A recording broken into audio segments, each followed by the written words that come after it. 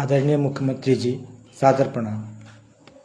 प्रदेश के न्यायप्रिय, कानून के रखवाले और लोकप्रिय नेता होने के साथ साथ एक न्यायोचित व्यवहार करने के लिए आपका बहुत बहुत आभार।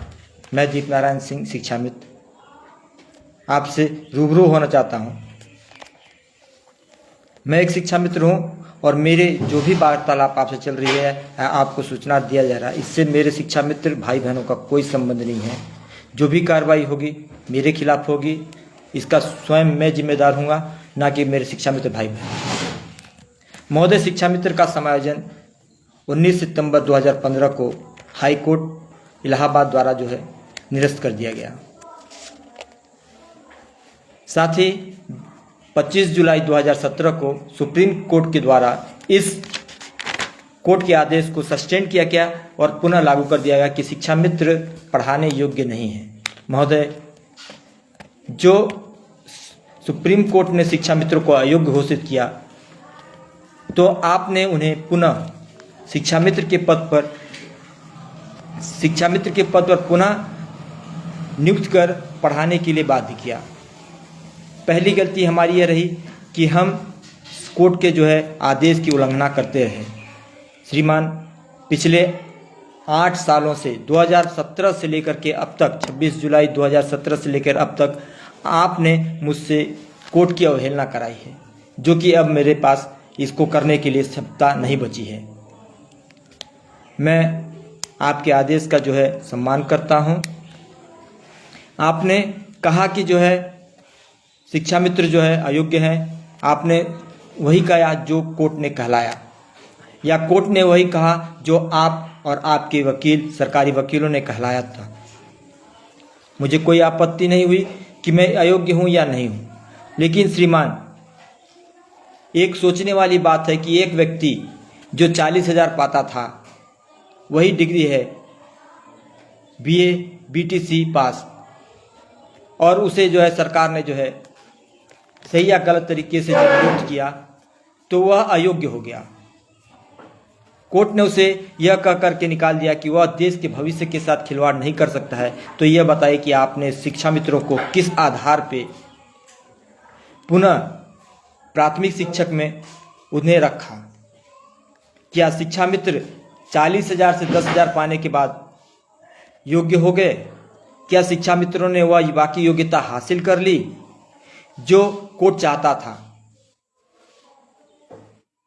अगर आप बहुत ही न्यायप्रिय हैं, ये सभी जानते हैं, सभी यह जानते हैं कि आप न्याय करते हैं, तो आप जो देहात में, जो गांवों में बसे बच्चों के साथ न्याय क्यों नहीं कर रहे हैं? क्यों नहीं शिक्षा मित्रों को, मुझ जैसे शिक्षा मित्रों को निकाल के बाहर फेंकते हैं? क्या शिक्षा मित्र यह कहता है कि आप मुझे रखेंगे तभी मेरा घर का चलेगा? आप शिक्षा मित्रों से वह गलत काम क्यों करवा रहे हैं और क्यों कर रहे हैं?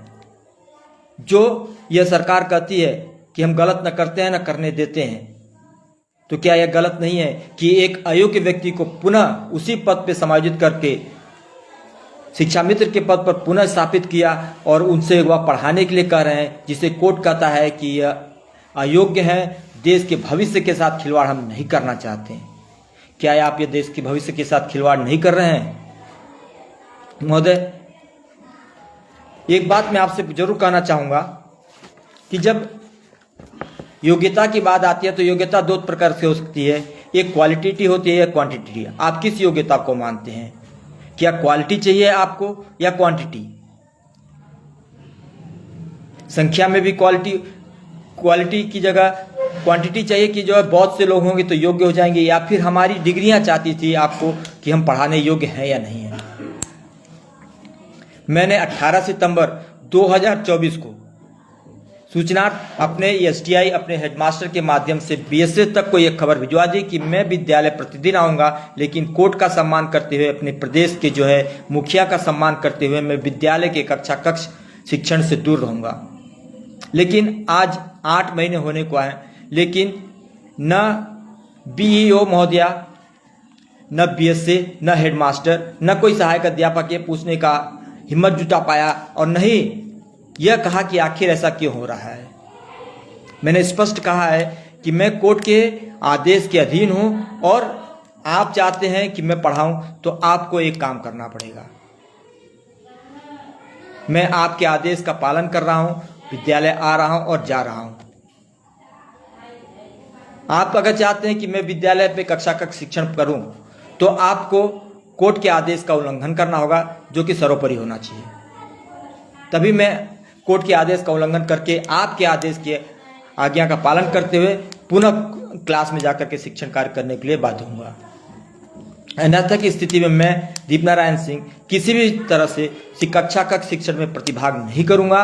यह मेरा लिखित है, जो मैंने 18 सितंबर 2024 को दिया था, उसे मैं पढ़ के आपको सुना देता हूं।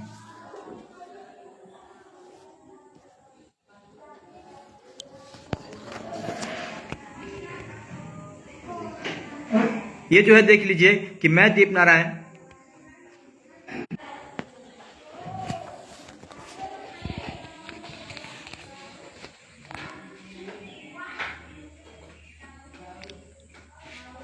ये देख लीजिए कि आज दिनांक 18/9/2000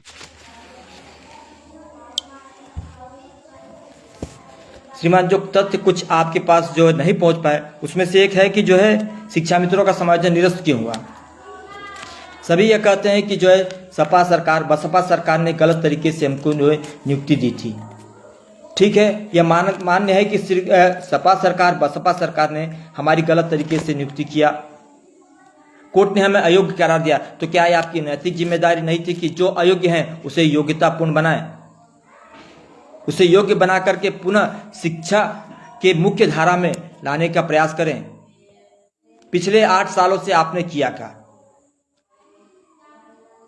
एक बात बड़े ही ध्यान से सुनिएगा कि मैं दीपनारायण सिंह मानदेय के लिए कभी भी आपसे यह नहीं कहूंगा कि आप मेरा मानदेय 1000 बढ़ाइए, 2000 या 10 लाख। आप मुझे 1 लाख भी देंगे तभी मैं मानदेय स्वीकार नहीं करूंगा। मैं अपने मान के लिए जीता हूं और अपने मान के लिए जीता रहूंगा, चाहे इससे मेरा परिवार दुखी हो, चाहे कुछ भी हो, लेकिन मुझे आपके द्वारा दिया गया वह मानदेय स्वीकार नहीं है जो मेरे मान को ठेस पहुंचाता हो। अगर सरकार का कोर्ट कहता है कि मैं अयोग्य हूं, तो आपने मुझे योग्यता पूर्ण वह प्रशिक्षण क्यों नहीं दिलाया अब तक? आखिर कौन सी त्रुटियां थी? अगर कह दिया कि शिक्षा मित्र अयोग्य हैं और देश के भविष्य के साथ खिलवाड़ नहीं किया जा सकता है, तो आपने उन्हें किस बुनियाद पे पुनः शिक्षा मित्र के पद पे समायोजित किया? क्या शिक्षा मित्र, मैं सभी शिक्षा मित्रों की नहीं बात कर रहा हूं, मैं अपनी बात करता हूं कि क्या मैं भारत के भविष्य के साथ, उत्तर प्रदेश के भविष्य के साथ, उन नौनिहालों के साथ क्या खिलवाड़ नहीं कर रहा हूं? क्या 10,000 पाने पे मैं योग्य हो गया हूं? या किस संविधान या किस न्यायपालिका ने लिखा है कि 40,000 पाने से वह व्यक्ति अयोग्य हो जाता है और 10,000 पे समायोजित कर पुनः मानदेयधारी हो जाता है, तो वह व्यक्ति चाहे कैसा भी हो वह योग्य हो जाता है। मैं यह जानता हूं कि आप बिचौलियों से बात नहीं करना चाहते। जो शिक्षा मित्र के नेता हैं गुमराह करते आए हैं और गुमराह करते रहेंगे। मैं शिक्षा मित्र भाई बहनों से कहूंगा कि अगर उनको लड़ना है तो खुद लड़ें, सीएम साहब से बात करनी है तो खुद बात करें। न्यायप्रिय हैं, धर्मप्रिय हैं, न्याय का सम्मान करते हैं, ये सभी जानते हैं, तो ये जरूर कुछ न कुछ निष्कर्ष निकालेंगे। लेकिन अगर बिचौलिए के माध्यम से गए तो संभवतः वह इसी तरह जो है नकारते रहें। और मैं जितेंद्र साई, शिव कुमार शुक्ला, अजय सिंह, गुड्डू सिंह और अन्य सभी नेता जो शिक्षा मित्र के हितैषी बनते हैं, उनको यह चेतावनी देता हूं कि वह शिक्षा मित्र के किसी भी मामले से दूर अपने आप को रखें, क्योंकि शिक्षा मित्र उनका मोहताज नहीं। शिक्षा मित्र अपना काम करना चाहता है और करना जानता है। वह एक पढ़ा लिखा योग्य है, भले ही सरकार उसे कहती है, कोर्ट कहती है। क्या कोर्ट की यह नैतिक जिम्मेदारी नहीं थी कि सरकार ने जिस व्यक्ति को रखा है उसे तो उसने अयोग्य ठहरा दिया, तो किस बुनियाद पे इसका संज्ञान लेने की जिम्मेदारी क्या सीजीआई सुप्रीम कोर्ट के जो है चीफ जस्टिस की नहीं थी? क्या उन न्यायाधीशों की नहीं है? कि उनके आदेश का उल्लंघन हो रहा है, कंटेम्प्ट ऑफ कोर्ट हो रहा है, शिक्षा मित्रों द्वारा कराया जा रहा है, सरकार ने उनके आदेश का कंटेम्प्ट ऑफ कोर्ट किया है, तो क्या वह सरकार से पूछने की हिम्मत नहीं जुटा पा रहे हैं? गलती कोई और करता है, सजा कोई और भुगतता है। गलती सरकार ने किया, गलती किसी और ने किया। गलती जो है कल्याण सिंह ने किया था, जो नियम बनाए थे। शिक्षा मित्रों को जो हुआ, गलती जितेंद्र शाही ने राज प्रताप सिंह के द्वारा से किया था, बदतमीजी। और राज प्रताप सिंह जी जो क्षत्रिय कहलाते हैं, जो क्षत्रिय वर्ग कहलाता है कि हम जो है मजलूमों की सहायता करते हैं, गरीबों को जो है मदद करते हैं, उन्होंने शिक्षा मित्र समाज को जो है प्रताड़ित होने के लिए छोड़ दिया। ये कहाँ का न्याय है राज प्रताप सिंह जी?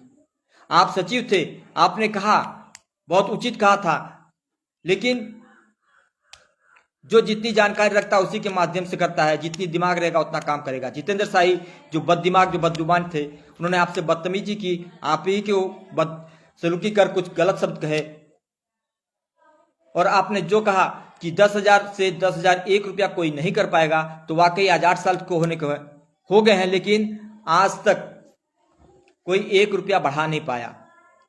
आप भी जानते हैं कि समायोजन निरस्त हुआ ही नहीं, और कोर्ट भी जानती है, और यहां तक कि सत्ता भी जानती है कि शिक्षा मित्रों का समायोजन निरस्त हुआ ही नहीं आज तक। जो कि न्यायप्रिय कहलाने वाले जो है योगी आदित्यनाथ जी, सीएम साहब, इतना तो मुझे पूर्ण विश्वास है कि अगर आपको 1% भी अगर लूप होल मिलता शिक्षा मित्रों के मसले में, तो आप सभी शिक्षा मित्रों को बाहर का रास्ता दिखा दिए होते। लेकिन दुर्भाग्य आपका और सौभाग्य हमारा, जो भी समझ लें आप, कि आपको वह लूप होल नहीं मिल रहा है, क्योंकि शिक्षा मित्रों का समायोजन आप भी जानते हैं कि निरस्त नहीं हुआ। मैं उस योगी आदित्यनाथ से परिचित हूं, जो शिक्षा मित्रों के समायोजन जब 2015 में निरस्त हुआ, तो इलाहाबाद से उन्होंने यह कहा कि एक बहुत बड़ा समाज उनके साथ है और उन्हें केंद्र सरकार से बात करनी चाहिए। कहां गए आपकी वो बातें? आप तो भगाधारी हैं, जो न्याय को मानते हैं, लेकिन आज वो न्याय कहां गया जो कह रहे हैं कि मैं ये कर दूंगा, मैं वो कर दूंगा। कहीं ऐसा ना हो कि आपका बुलडोजर आपके ऊपर ही जनता चला दे, क्योंकि जिस शिक्षा मित्रों को आपने पढ़ाने के लिए नियुक्त किया है, वह आपके द्वारा अयोग्य माने जाते हैं, और आपके कोर्ट के द्वारा, हाई कोर्ट इलाहाबाद और सुप्रीम कोर्ट के द्वारा इलाहाबाद के उस आदेश को सस्टेन किया गया, उसे लागू किया गया, यह कहते हुए कि वह भारत या उत्तर प्रदेश के नौनिहालों के साथ या उसके भविष्य के साथ खिलवाड़ नहीं कर सकते हैं। तो क्यों आखिर शिक्षा मित्रों को रख करके आप खिलवाड़ करते हैं? क्या कारण बताने का कष्ट कर सकते हैं आप? मैं उन सभी मीडिया वालों से यह अनुरोध करता हूं कि सीएम योगी से यह पूछा जाए कि आखिर वह कौन से कारण है, कौन सी विडंबना है जो शिक्षा मित्रों को पुनः शिक्षा मित्र के पद पर रखा गया, जबकि 2017 में जब शिक्षा मित्रों का समायोजन निरस्त किया गया था, 25 जुलाई को निरस्त हुआ और 26 जुलाई को शिक्षा मित्र बना दिया गया, न कोई नियुक्ति पत्र दिया गया। आखिर कोई पद है ही नहीं तो नियुक्त हुए कैसे? आखिर जब कोई पद है ही नहीं आपके पास, शिक्षा मित्र अपने पद से इस्तीफा दे करके समायोजित हुए थे अध्यापक के पद पे। क्या ऐसा कोई प्रावधान कानून बनाता है कि कोई पद न हो फिर भी वह व्यक्ति जाकर के पुनः उसी पद पे स्थापित हो सकता है?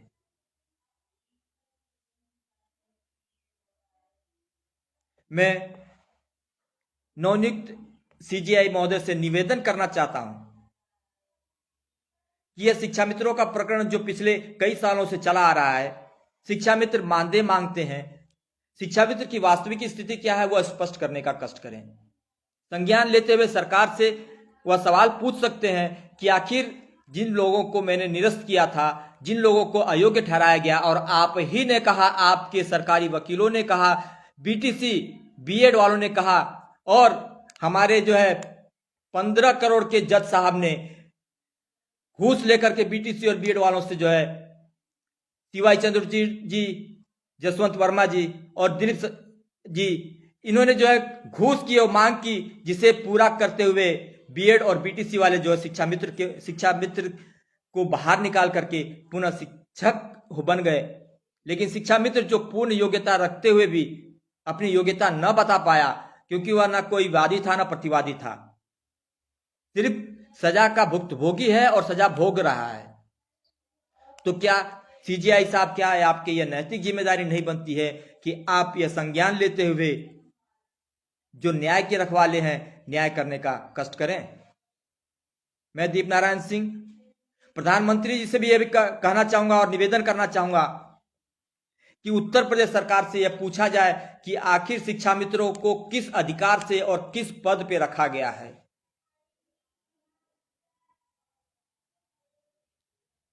सीएम साहब, आप धर्म के अनुयायी माने जाते हैं, हिंदू धर्म को जो है संरक्षक के रूप में आपको देखा जा रहा है कि आप हिंदू धर्म बचाने के लिए आए हैं। क्या हिंदू धर्म यही कहता है कि न्याय ना करो, जो दोषी नहीं है उसको जो है कटघरे में खड़ा करके उसे सजा सुना दी जाए, और जो दोषी है उसे सम्मानित करके उसे जो है शीर्ष स्थान पर दे दिया जाए? क्या यह शिक्षा मित्र, जो शिक्षा मित्र आज पढ़ा रहे हैं, क्या वो अपना 100% विद्यालय को नहीं दे रहे हैं? ये आप भी जानते हैं कि शिक्षा मित्र जो पद समायोजन निरस्त नहीं हुआ है। आप उसकी जो है कुछ कमियों को पूरा करना चाहते हैं, ये बहुत ही अच्छी बात है, लेकिन कब तक? क्या सभी शिक्षा मित्र मर जाएंगे तब? क्या सभी शिक्षा मित्र मर जाएंगे तब आपका जो है वह आदेश आएगा कि शिक्षा मित्रों को जो है योग्यतापूर्ण मानते हुए पुनः समायोजित किया जाता है, या किसी अन्य पद नाम से जो है शिक्षा विभाग में उन्हें जो है समायोजित किया जाता है?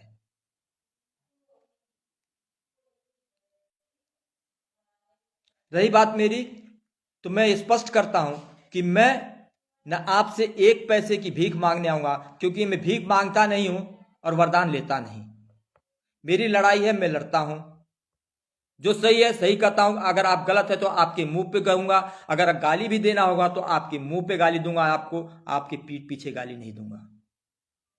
यहां आपसे एक बड़ी चूक हो रही है, जो वास्तविकता है शिक्षा मित्रों की आपके सचिव के महोदय द्वारा आप तक नहीं पहुंचाई जा रही है, जो आपकी छवि को जो है दूषित कर, धूमिल कर रही है। सजग हो जाइए, क्योंकि यह वही जनता है जिनके बच्चे इन प्राथमिक विद्यालयों में पढ़ते हैं, गांव देहात के। अगर उन्होंने यह पूछ लिया कि शिक्षा मित्रों को किस अधिकार से रखा है, तो आप क्या जवाब देंगे? आपके सचिव क्या जवाब देंगे? यह बात तो आपको बतानी पड़ेगी। और मैं दीप नारायण सिंह आपसे पर्सनली मिलना चाहता हूं इस मुद्दे पे बात करने के लिए। वह सभी जो कमियां थी इसमें, जो इस आदेश के अनुसार मान्य होता है और जो आदेश के अनुसार नहीं मान्य होता है, वह सभी चीज इस आदेश में है कि शिक्षा मित्र का समायोजन क्यों हुआ था, कैसे हुआ था, और जो निरस्ती मानी जाती है तो किस चीज की निरस्तीकरण है। उमा देवी का प्रकरण बार बार लिया जाता है। उमा देवी का प्रकरण समायोजित या नियुक्त हुए अभ्यर्थियों को निकालने के लिए नहीं था। जो कर्नाटका के हाईकोर्ट में चला था, वह अवैध गलत तरीके से नियुक्ति को रोकने के लिए था, ना कि नियुक्त हुए किसी भी व्यक्ति को उसे बाहर निकालने के लिए था। सभी सरकारें यह कहती हैं कि जो है सपा सरकार ने, बसपा सरकार ने जो है शिक्षा मित्रों को गलत तरीके से किया। ठीक है, गलत तरीके से किया, आपने क्या किया? क्या आपकी नैतिक जिम्मेदारी नहीं थी कि जिसे कोर्ट ने यह कहा कि वो अयोग्य है, उसे योग्य मानते हुए आपने रखा? तो आपने दम पे, क्या कोर्ट ने आपसे यह कहा था कि आप उन्हें 10,000 पे रखिएगा? जब आप उन्हें रख रहे थे, शिक्षा मित्र के पद पर पुनः स्थापित किया, तो क्यों ना उसी सहायक अध्यापक के पद पर स्थापित किया और यह कह करके किया कि मेरे शिक्षा मित्र जो पूर्ण रूप से योग्य है, ये वह शिक्षा मित्र हैं जिन्होंने जो बंद तालों को खोला था। मैं उन शिक्षा मित्रों के साथ हूं, मेरी सरकार शिक्षा मित्रों के साथ है। सपा सरकार न कर पाई, बसपा सरकार न पाई, चाहे कोई सरकार न करेगी, लेकिन भाजपा सरकार करेगी। क्या कभी आपने यह कहा है किसी भी जो है जनसभा में? कभी आपने यह बात कही है किसी भी प्रेस व्यक्ति में? कभी आपकी सरकार ने यह कहा है कि वे शिक्षा मित्र जो मेरे कदम से कदम मिला करके शिक्षा प्रणाली को मजबूत करने का काम कर रहे हैं, मैं उनके साथ हूं?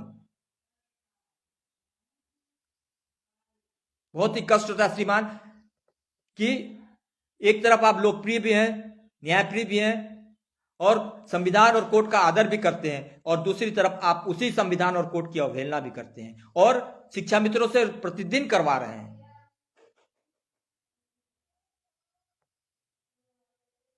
महोदय, मैं आपसे मिलना चाहता हूं और यह बात स्पष्ट करना चाहता हूं कि क्या शिक्षा मित्र वाकई अयोग्य है। मेरे इस बयान से मेरे किसी भी शिक्षा मित्र भाई बहन का कोई संबंध नहीं है। आपकी जो कार्रवाई होगी मेरे खिलाफ होगी। पर्सनली मैं दीप नारायण सिंह, कंपोजिट विद्यालय देवरिया बड़ी, न्याय पंचायत भुजई, शिक्षा क्षेत्र मोहम्मदाबाद, गोना जिला मऊ से हूं। मैं जानता हूं कि इसके बाद हो सकता है कि सत्ता मेरे खिलाफ जो भी कार्रवाई करे, लेकिन यह कार्रवाई करे तभी उचित है। मेरे खिलाफ करे चाहे मेरे पक्ष में करे, यह मैं नहीं चाहता, लेकिन सत्ता कुछ तो करे। मुझ जैसे अयोग्य इंसान को पढ़वा रहे हैं। मैं डेली विद्यालय आता हूं, लेकिन कक्षा कक्ष शिक्षण से मैं परहेज करता हूं ताकि मेरे लोकप्रिय मुख्यमंत्री की बेइज्जती न हो और उनके द्वारा कोर्ट की अवहेलना न की जाए। जब मैं आपके सम्मान की इतनी इच्छा रखता हूं, इतना वो करता हूं, तो क्या है आपकी नैतिक जिम्मेदारी नहीं है कि आप भी मेरे जो है बारे में चिंता करें, मुझे इससे उबारें। श्रीमान, मैं आपसे मिलना चाहता हूं और मेरा नंबर है 7985769658। आपकी तरफ से बुलाहट आएगी तो बहुत ही उचित रहेगा। मैं कई बार आपके यहां मिलने गया था, लेकिन बेरंग आपके यहां से जो है जनता दरबार से वापस आया हूं। मैं 7 बार आपके लखनऊ आवास पर गया हूं और बेरंग वहां से वापस आया हूं। साथ ही मैं अन्य यूट्यूबर्स को जो है शिक्षा मित्र के जो है मैटर्स के बारे में जो भी यूट्यूबर्स लोग कहते हैं, सूचनाएं देते हैं, मैं आपसे निवेदन करता हूं कि कृपा करके आप वह फालतू के सवालात जो शिक्षा मित्र नेता है उनसे करना बंद कर दीजिए। और जितेंद्र साई, शिव कुमार शुक्ला, बड़े ध्यान से आप सुनिएगा। यह अंतिम चेतावनी मेरी तरफ से आप लोगों के लिए है कि आप अपने काम से काम रखिए। अगर आपको मुख्यमंत्री जी से मिलकर के बात करनी है तो आप सिर्फ अपने ऐसे शिक्षा मित्र शिव कुमार शुक्ला जाकर के बात करेगा, जितेंद्र साई जाकर बात करेगा, सुशील यादव जाकर बात करें, अजय सिंह जाए, गुड्डू सिंह जाए, जुमा देवी जाए, कोई भी, लेकिन वह शिक्षा मित्र का हितैषी बनने की कोशिश न करे, क्योंकि शिक्षा मित्र अपना लड़ाई खुद लड़ना जानता है। नहीं तो इसके भुक्तभोगी आप होंगे। और यह आप लोगों की ही देन है कि चाहते हुए भी मुख्यमंत्री कोई काम न कर पा रहे हैं। यह आपकी देन है, क्योंकि मुख्यमंत्री को जो है बिचौलियों से जितनी नफरत है यह सर्वोपरि है। सभी जानते हैं कि मुख्यमंत्री को जो है डायरेक्ट जो उनके सीधे मिलता है, वो सीधे बातचीत करता है, वह पसंद करते हैं, ना कि बिचौलियों के माध्यम से उनसे बात करना। तो श्रीमान, मैं आपसे बिचौलियों के माध्यम से नहीं बात करना चाहता, मैं खुद आपसे बात करना चाहता हूं। और शिक्षा मित्र के जो है वो यूट्यूबर्स हैं जो ये कर रहे हैं, तो आप भी मेरी मदद करें और यह मेरी बात मुख्यमंत्री तक पहुंचाने का कष्ट करें, ताकि मैं उनसे मिल करके मैं अपनी बात रख सकूं, मेरे साथी खुद जाकर के अपनी बातें वहां पर रखें।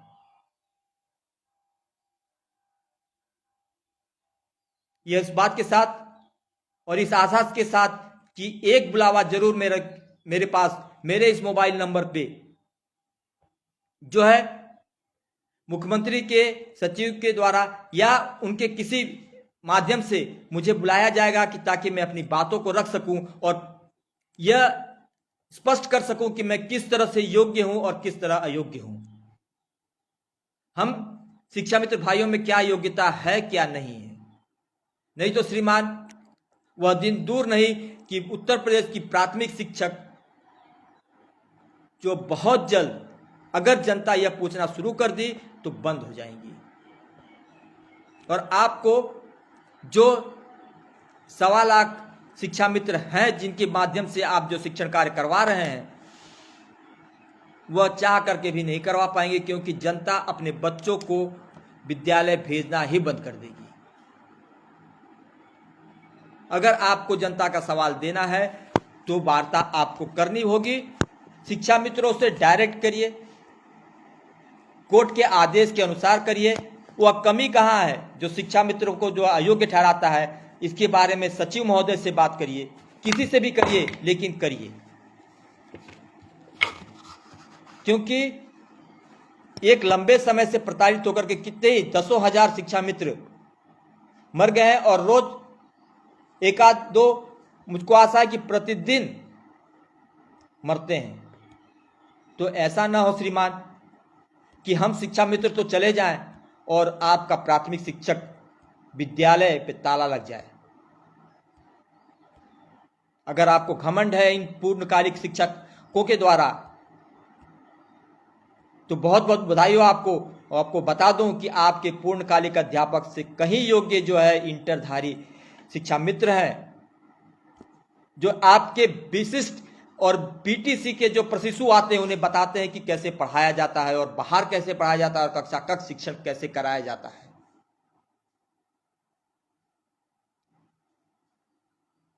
ये वे शिक्षा मित्र हैं जिन्हें ये गांव अपना परिवार मानता है, वह अपने परिवार के सदस्य हैं। अगर एक शिक्षा मित्र उस गांव का है, अगर वह कहता है कि चाचा चाची दादा दादी भैया भाभी हमारे बच्चे मेरे विद्यालय पे नहीं जाएंगे, तो ये मान के चलिए कि वह जरूर माना जाएगा कि मेरा लड़का कह रहा है, मेरा पोता कह रहा, मेरा भाई कह रहा, तो जरूर कुछ बात होगी। अगर वह खुद को अयोग्य करा करके यह कह रहा है कि मैं अयोग्य हूं, मैं पढ़ा नहीं पा रहा हूं, इसलिए आप अपने बच्चे का भविष्य बर्बाद न करें, तो आप क्या करेंगे? इसलिए श्रीमान मुख्यमंत्री जी, जितनी जल्दी हो बुलावा भेजिए, मुझे आपसे मिलना है। और सभी मीडिया कर्मियों से यह निवेदन है कि यह बात उन तक पहुंचा दें ताकि एक बुलावा जरूर आए जो मुझसे मिलने। अन्यथा की स्थिति में मैं तो मरूंगा ही। कहते हैं कि बाढ़ बाढ़ गए 9 हाथ का पगहा ले गए। शिक्षा मित्र तो मरेंगे ही, लेकिन वह पूरी प्राथमिक शिक्षक प्रणाली को ही लेकर डूब जाएगा। और जब शिक्षा मित्र एक साथ इस्तीफा देगा, तो यह याद रखिएगा कि आपके प्राथमिक शिक्षक के विद्यालयों के ताले खुलना इतना आसान नहीं रहेगा, क्योंकि फिर कोई भर्ती आप करवा नहीं पाएंगे। क्योंकि यह आपके कोर्ट ने ही कहा है कि संविदा कर्मी अब नियुक्त नहीं किए जाएंगे। आप भले आउटसोर्सिंग करो,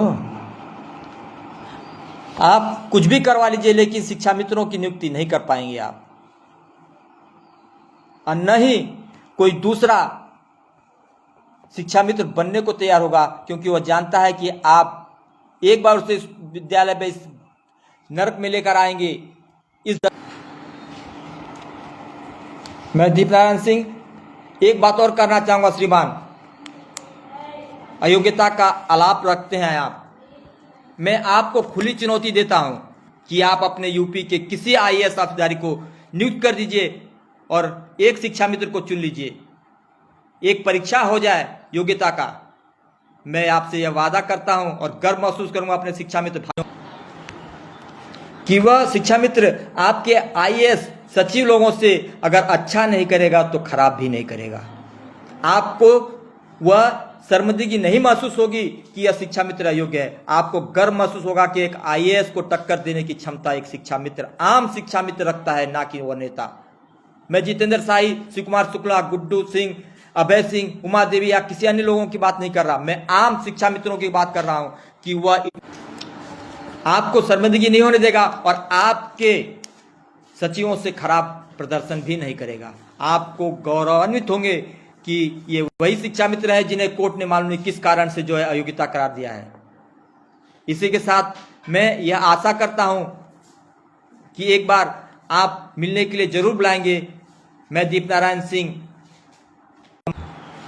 कंपोजिट विद्यालय देवरिया बड़ी, न्याय पंचायत भुजई, शिक्षा क्षेत्र मोहम्मदाबाद गोहना, जिला मऊ, और मेरा मोबाइल नंबर है 7985769658 और आपकी तरफ से सूचना का जो है बेसब्री से इंतजार कर रहा हूं कि आप कब बुलाते हैं और यह जानने की कोशिश करते हैं कि आखिर शिक्षा मित्र इतना क्यों प्रताड़ित है।